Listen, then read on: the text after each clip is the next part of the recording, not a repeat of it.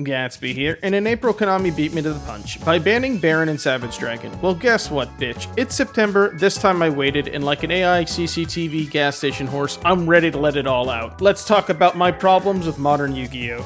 Before I start, I genuinely enjoy Yu-Gi-Oh! And despite being on hiatus to play Star Wars once a week, and a reskin of Paragon the remainder of the week, Yu-Gi-Oh! Will always be my personal favorite, given my extended history with the game. And I want to show that even for someone who has for the most part been here since the beginning, the game is not perfect, it's never been perfect, and applying hindsight to retro formats will regularly show exactly how not perfect this game has always been. Because regardless of the format, exploits will always be found by people with more time and less morals. So even if the game is a broken mess, it's our broken mess, and I want to talk about what I think is the main problem with modern Yu-Gi-Oh! So for the sake of the boomers who rage-click the title to sound off in the comments about how adding star counts together ruined the game, let's talk about what's actually going on in 2024, and fortunately for me, this is the perfect excuse to shoehorn my ban list opinions. For the uninitiated, 2024 has been defined as the Year of Fire, both due to the absolute undeniable dominance of the Snake Eyes deck, commanding a top spot in every modern format currently playable, and due to the game being most easily compared to the Hindenburg disaster. In April 2024, we received our first ban list of the year with the banning of Link Kuriboh, Baron, and Savage Dragon. Alongside the limits of two choice floodgates, the Snake Eyes deck managed to get off mostly light.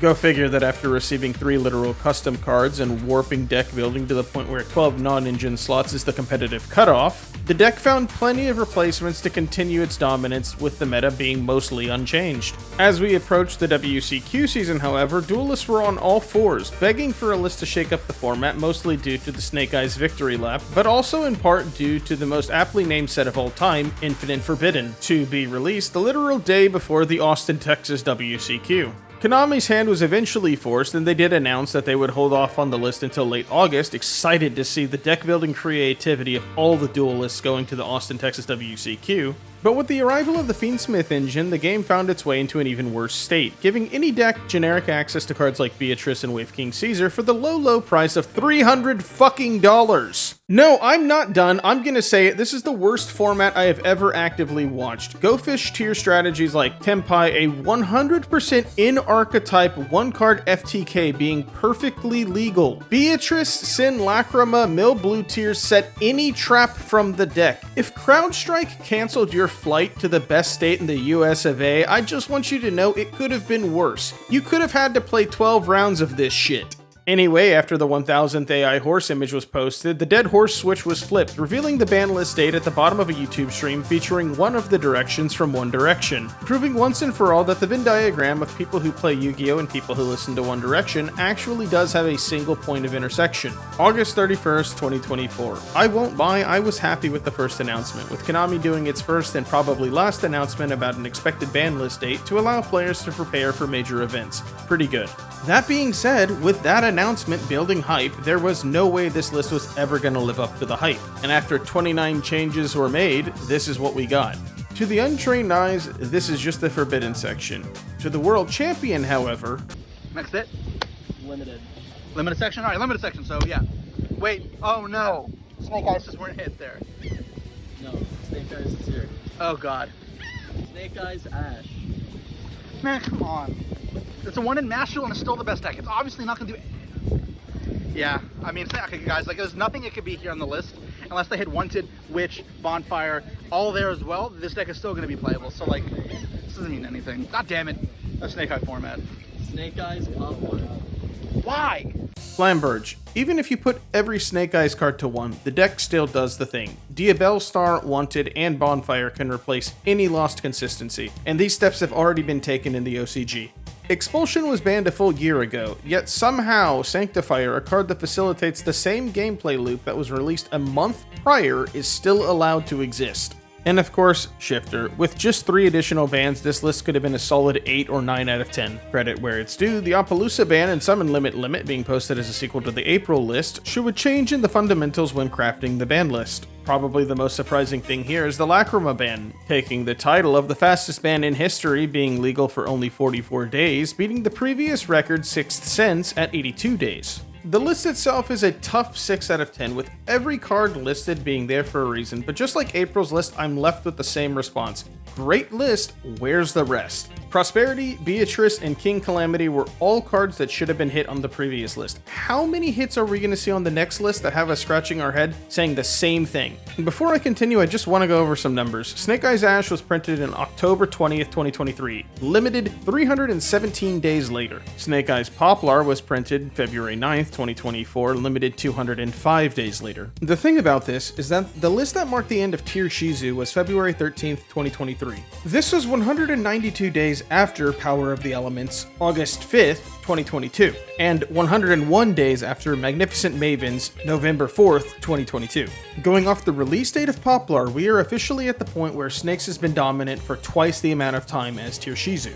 In another video, I'd highly recommend the previous world champion Joshua Runic variant Schmidt discuss the idea that Lord X might be hurting the game at a competitive level by forcing Konami to keep their mascot of the year past its shelf life, by printing 2 years worth of support for a chosen archetype a la Branded or Vsauce. Conceptually, this is something that people are a fan of. When lores like that go on for a long time and when there's a story behind the cards, that is something that people like. And I think that's why they're doing it. But here's the problem. As cool as it is when you're releasing cards that belong together for an entire year or something, you have to be really careful with balancing. Because if those cards are too powerful, then suddenly you severely limit the ability of your game balancing team to really hit those cards in a significant way. Because from a game balancing aspect, those archetypes that are at the top of the meta need to be toned down significantly at some point. And you cannot just keep releasing more and more and more and more support into those archetypes, because then you will never get rid of them. Give it a watch and let me know what you think, because it is something I think is worth discussing when talking about the design of the game going forward. But that's the year. So what's my problem?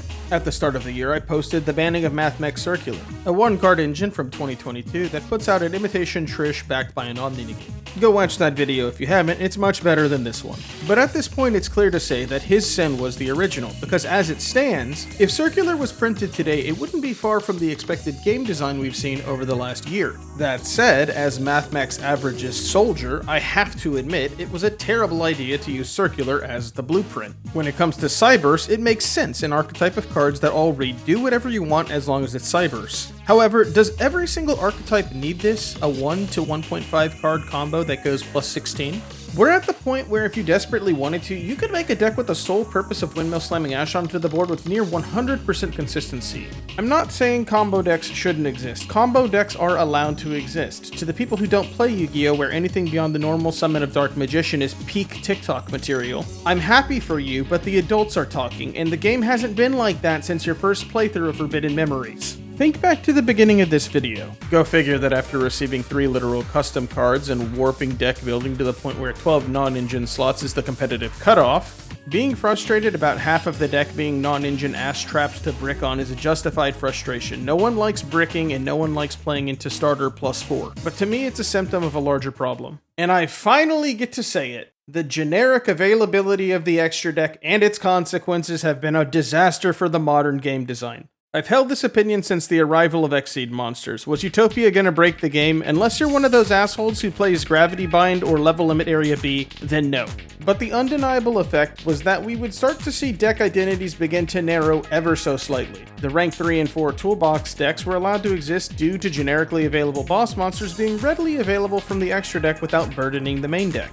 This was pushed even further with the arrival of Link monsters that were required to be more generic due to the Master Rule at the time requiring them to be played. Eventually it became, why bother jumping through hoops for your archetypal ace when you could just play Access Code or Appaloosa. Thankfully the last ban list dealt with some of these assholes. But that's just boss monsters though, and admittedly I've somewhat come to terms with this, but what happens when it's engine? Well, then you have things like Fiendsmith Requiem, a Link 1 that reads during the main phase, tribute Requiem to special summon 1 Fiendsmith from your hand or deck. And although it requires a light fiend, the generic Link 2 of Moon of the Closed Heaven fulfills that requirement. And even without Moon, the engine was so powerful cards like Mellow Melody and White Dust On received buyouts in anticipation of Moon not getting printed in the TCG as alternatives. Requiem effectively guarantees that you see your engine via the extra deck. Requiem is not unique in its design, being one of several cards that interact with other cards straight out of the main deck, with the extra deck almost feeling like an extension of the hand, providing the player seemingly endless options so long as they know their lines, and that in my opinion is what makes Yu-Gi-Oh! So difficult for newer players to approach. We currently have 6 banned Link 1 monsters, yet Konami printed a Link 1 with an effect like that. And soon, we're gonna get another with Spirit of Eyes of Blue. Yet another Link 1 that turns spellcasters and dragons into full combo. And I'm sure some will give it a pass because it's fucking Blue Eyes. But to me, it just feels like Shining Victories Part 2, where Konami prints insane Blue Eyes support to properly stomp the meta. And if you're interested in that story, check out MBT's underrated video, link in the description. Post Power of the Elements, Yu-Gi-Oh! Has gotten better.